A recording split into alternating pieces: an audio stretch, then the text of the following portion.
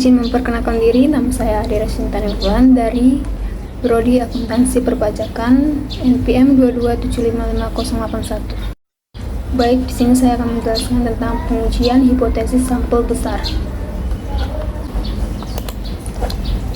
Pengertian hipotesis.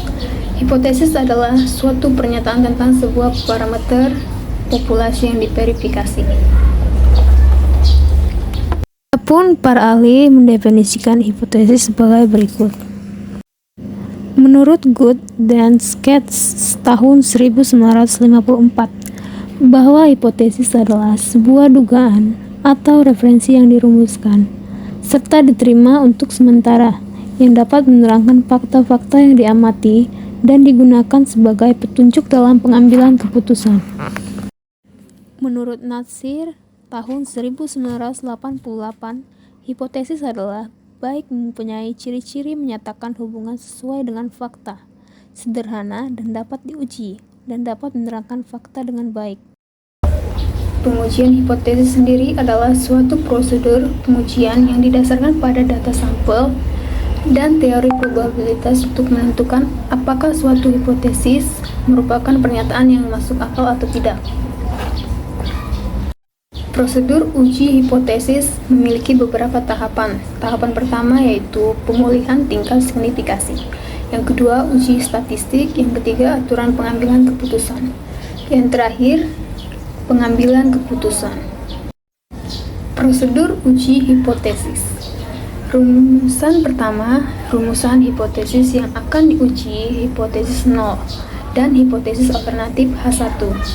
Hipotesis 0 H0 adalah suatu prosedur tentang nilai parameter populasi yang akan diuji. Hipotesis alternatif H1 adalah suatu pernyataan yang diterima jika uji statistik menunjukkan bahwa hipotesis 0 tersebut adalah salah. Yang kedua, pilih tingkat signifikasi atau A, tingkat signifikasi probabilitas menolak hipotesis 0, bila mana hipotesis tersebut adalah benar. Dengan menolak hipotesis 0 yang benar, maka kita dapat melakukan kesalahan jenis pertama, yang disebut dengan A.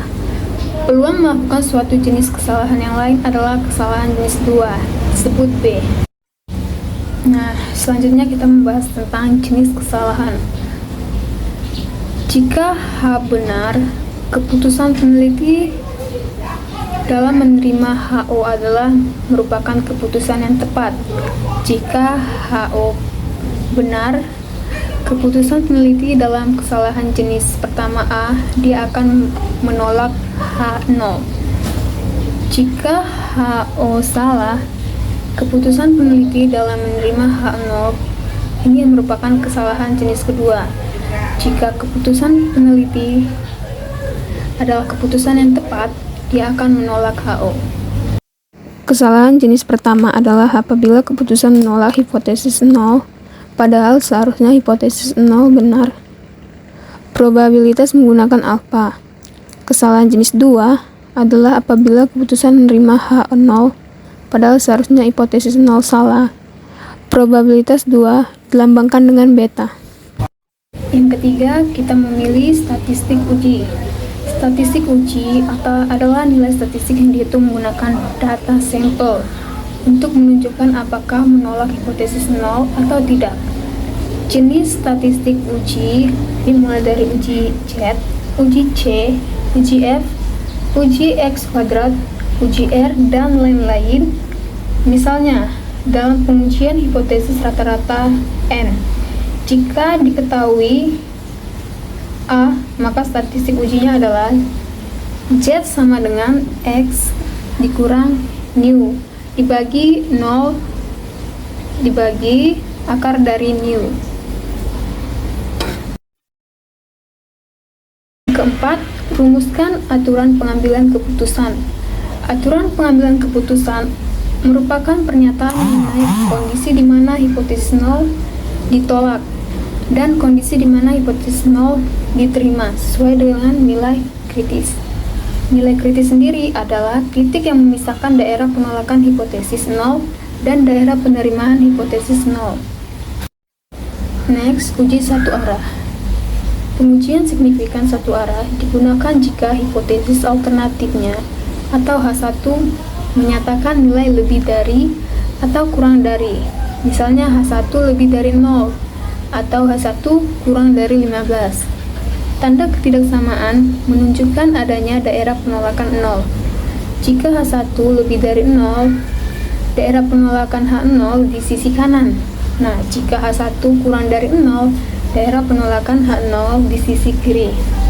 Contohnya yaitu H0 rata-rata pendapatan CEO perempuan kurang dari atau sama dengan $65.000 per tahun. New lebih kecil dari $65.000. H1 rata-rata pendapatan CEO perempuan lebih besar dari $65.000 per tahun. New lebih besar $65.000.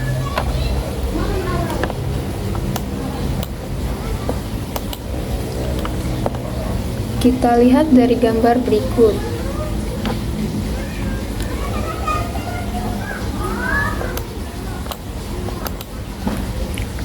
Selanjutnya, uji dua arah. Pengujian signifikan digunakan apabila rumusan hipotesis alternatif tidak menunjukkan arah. Contohnya, H0 rata-rata pendapatan CEO perempuan adalah $65.000 per tahun. New sama dengan $65.000. H1 rata-rata pendapatan CEO perempuan adalah $65.000 per tahun, atau V sama dengan $65.000. Dapat kita lihat dari tabel kurva di samping ini. Tentukan A, misal A sama dengan 0,05. Maka A per Z sama dengan 0,025. Luas di bawah kurva norma 0 sampai dengan A bagi 2 adalah 0,5 dikurang 0,025 sama dengan 0,475. Uji hipotesis rata-rata populasi. Standar deviasi populasi diketahui bahwa statistik uji Z sama dengan X dikurang N per 0 dibagi akar dari N. Contohnya sebagai berikut. Sebuah produsen saus sambal menggunakan mesin khusus untuk mengisi 16 ons saus sambal ke dalam botol. Pemilik usaha mengetahui bahwa berat setiap botol mengikuti suatu distribusi normal dengan rata-rata 16 ons dan standar deviasi 0,15 ons. Saus tomat sebanyak 36 botol yang telah diisi diambil dan diperoleh berat ratanya 16,017 ons. Apakah bukti ini menyatakan bahwa rata-rata isi botol tidak berbeda dari 16 ons? Gunakan tingkat signifikasi 5%. Mari kita bahas. Diketahui V sama dengan 16, O sama dengan 0,15, N sama dengan 36, X sama dengan 16,017, A sama dengan 5%. Rumus hipotesisnya yaitu H0 dibagi V sama dengan 16, A1 dibagi V tidak sama dengan 16. Tingkat signifikasi A sama dengan 0,05. Statistik uji adalah dapat dilihat di bawah. Berikut kurvanya. Jika nilai statistik Z kurang dari 1,96 atau Z lebih dari 1,96, maka keputusannya adalah tolak 0. Jika nilai statistik min 1,96 kurang dari Z kurang dari 1,96, maka keputusannya adalah terima H0. Karena nilai statistik Z sebesar 0,86 atau berada pada interval min 1,96 kurang dari Z kurang dari 1,96, maka keputusan yang dapat diambil adalah menerima H0 dan menolak H1.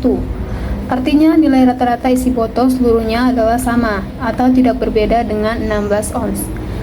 Sekian penjelasan saya mengenai materi pengujian hipotesis sampel besar ini. Semoga dapat menambah wawasan kita semua, dan mohon maaf jika ada kesalahan dalam penyampaian materi ini. Terima kasih.